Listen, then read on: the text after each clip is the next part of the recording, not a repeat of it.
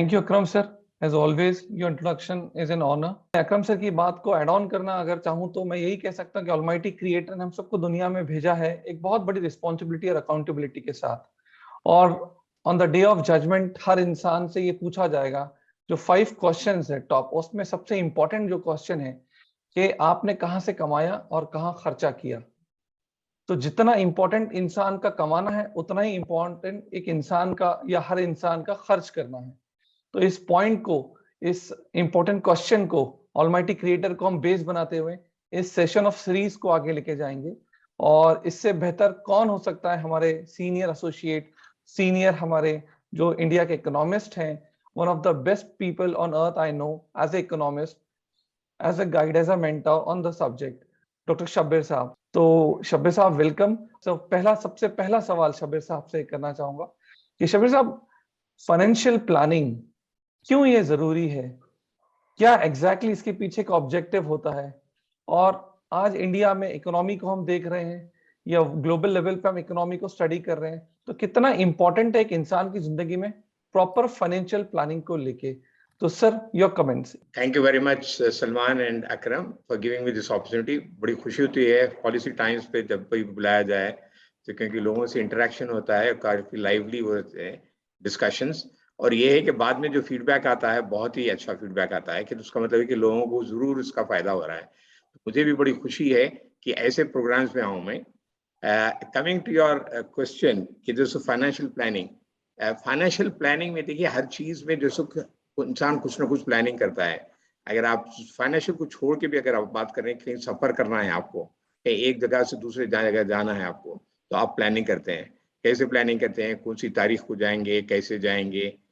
इस तरह जब हर फील्ड में आप प्लानिंग करते हैं, तो फाइनेंस में भी और अपने मामलात में भी प्लानिंग करना बहुत जरूरी है। अक्सर लोग जो है सो समझते हैं कि प्लानिंग उसी के लिए जरूरी है जिसके पास पैसा हो। ये बिल्कुल एक मिथ है, एक गलत फहमी है। क्योंकि प्लानिंग, जिसके पास पैसा नहीं है उसको भी पैसा पैदा करने के लिए प्लानिंग करनी पड़ती है। तो दोनों बातें हैं। जिसके पास पैसा है उन लोगों के पास ऑब्जेक्टिव ये होता है कि मेरे पास पैसा बहुत ज्यादा है, मैं इस पैसे को कैसे महफूज रखूं ताकि मेरे आगे जनरेशन के लिए कैसे काम आए, और मैं इसमें नुकसान ना उठाऊं या कम ना हो जाए। जिसके पास पैसा नहीं है वो ये सोचता है कि मेरे पास पैसा नहीं है अगर, लेकिन जरूरियात मेरे ज्यादा हैं, तो इस जरूरियात को पूरा करने के लिए मुझे क्या करना पड़ेगा। तो this is what is financial planning. अक्सर हमारी प्रैक्टिस में जब हम लोगों से पूछते हैं कि आप पैसा क्यों चाहिए, आपको क्या है आपका गोल, क्यों चाहिए, तो बहुत वेग से आंसर्स आते हैं। कि ये बोलते हैं कि इमरजेंसी के लिए पैसा पैसा है, कभी जरूरत होती है तो काम आ जाएगा। लेकिन गोल्स अगर उनसे डिफाइन करो बोले तो बहुत कम लोग गोल डिफाइन कर सकते हैं। बेसिकली मेरे नजदीक 5 गोल है। अगर किसी के पास नहीं भी है तो फाइनेंशियल गोल 5 है। पहला है रिटायरमेंट, सेकंड है उसके बाद में बच्चों की पढ़ाई, चिल्ड्रंस एजुकेशन। और हमारे सोसाइटी के हिसाब से अगर आप देखा जाए, क्योंकि हमारे पास बच्चियां हैं, तो जैसे you need to have more money for their marriage, तो आप समझ लें कि गर्ल्स मैरिज ऑल्सो। फोर्थ है medical expenses at the time of retirement. Early stage में उतना खर्चा नहीं होता है मेडिकल का, लेकिन when you become old, that's the time when you need to spend lot of money on medical expenses. तो एक मेडिकल एक्सपेंसेस के लिए। And the fifth one is retirement. In priorities में से अगर मेरे से पूछें तो सबसे पहला रिटायरमेंट होना चाहिए मेरे नजदीक। इस वजह से कि it's 30-30, what we call it, 30 days, 30 years of working life, 30 years of retired life. गया वो जमाना जब लोग 40 साल में 50 साल का जैसे लाइफ एक्सपेक्टेंसी 40-50 थी, लेकिन आजकल के जमाने में बिकॉज ऑफ मेडिकल फैसिलिटीज वगैरह life expectancy has gone up to 75। ये इंडिया की बात कर रहा हूँ। So if you look at it, first 15-20 years we spend on education वगैरह में, then 30 years you need to work, 30 years you need to be without work। और एक चीज ध्यान में रखनी चाहिए कि आपकी गाड़ी के लिए लोन मिल जाएगा, आपको पढ़ाई के लिए लोन मिल जाएगा, लेकिन रिटायरमेंट के वक्त कोई लोन नहीं मिलेगा आपको। So this is one important aspect.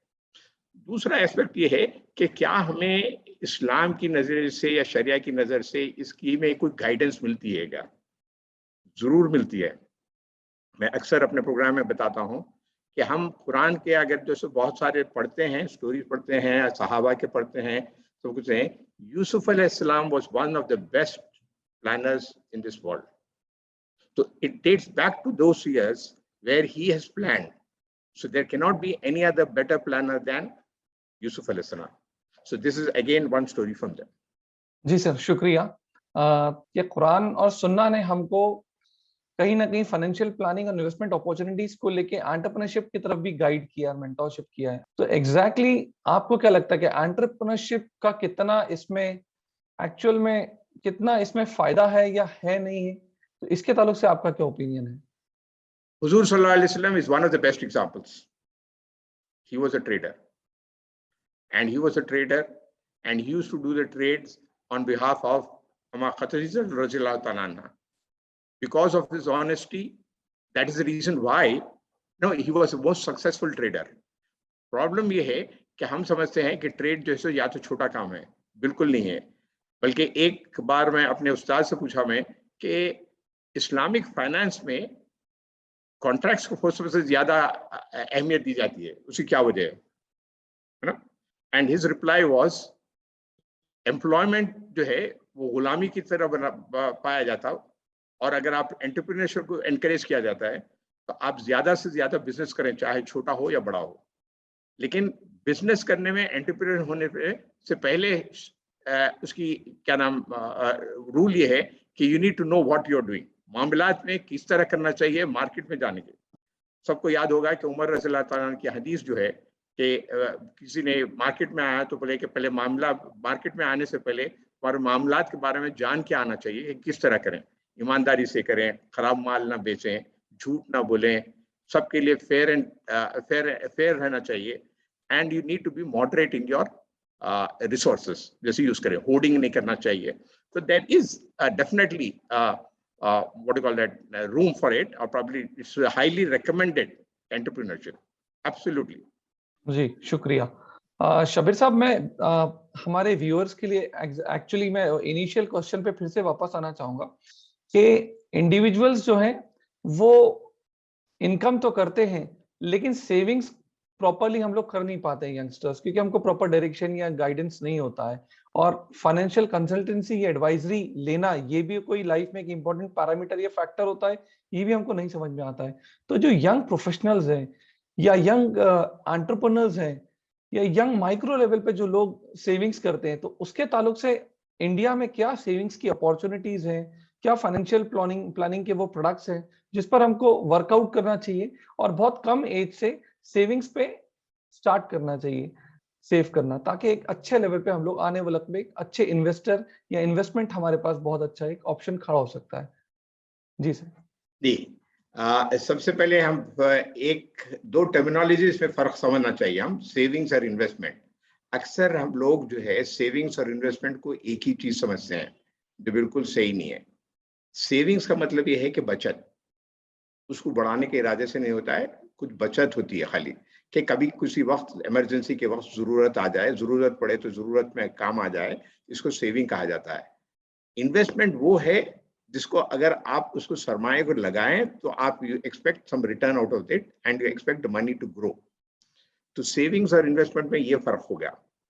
अक्सर लोग, एक बहुत बड़ा तबका है, एक बहुत बड़ी कैटेगरी है, जो लोग पास जितना पैसा आता खर्च कर देते हैं, तो that means income minus expenses is zero. दूसरा और एक है जो indiscipline kind of a segment, जिसके पास इनकम जितनी आती है वो तो खर्चा पूरा कर देते हैं एक्सपेंसेस में, फिर बस ना हुआ तो फिर क्रेडिट कार्ड वगैरह पे लेते हैं, क्रेडिट कार्ड वगैरह पे लोन जमा करते हैं। So this is again another category.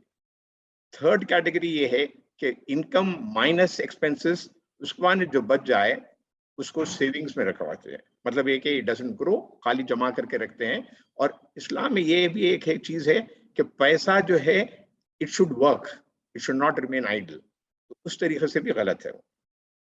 Fourth category ये है कि अगर आप इनकम जितनी है, इनकम में से जितना खर्च कर लें करके इन्वेस्ट करते हैं, सेव नहीं करते हैं। पहले की कैटेगरी सेव वाली थी, दूसरी category income minus expenses, invest करते हैं। लेकिन the best person is the one जो इनकम में से पहले इन्वेस्टमेंट करें और उसके बाद में खर्चा करें। This is one way. Second is कि लोग ये समझते हैं कि सिर्फ इनकम आए अगर तो इनकम कैसे बढ़ाना चाहिए। मैं ये कहता हूं कि इनकम बढ़ाने के दो तरीके हैं, या तो इनकम में कोई इजाफा हो या नहीं तो खर्चे में कम हो। तो अगर आप खर्चे में अगर बचत करेंगे और कम करेंगे तो that is also an income. So income में ये है कि आपके दो तरीके के, हर एक के लिए इनकम हो सकती है। दूसरी बात ये है कि आप बताएं कि जो सो प्रोडक्ट्स क्या हैं।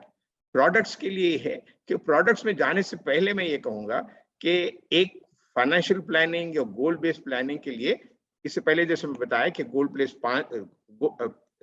जो है सो 5 होने चाहिए कम से कम, कई भी कितने भी हो सकते हैं।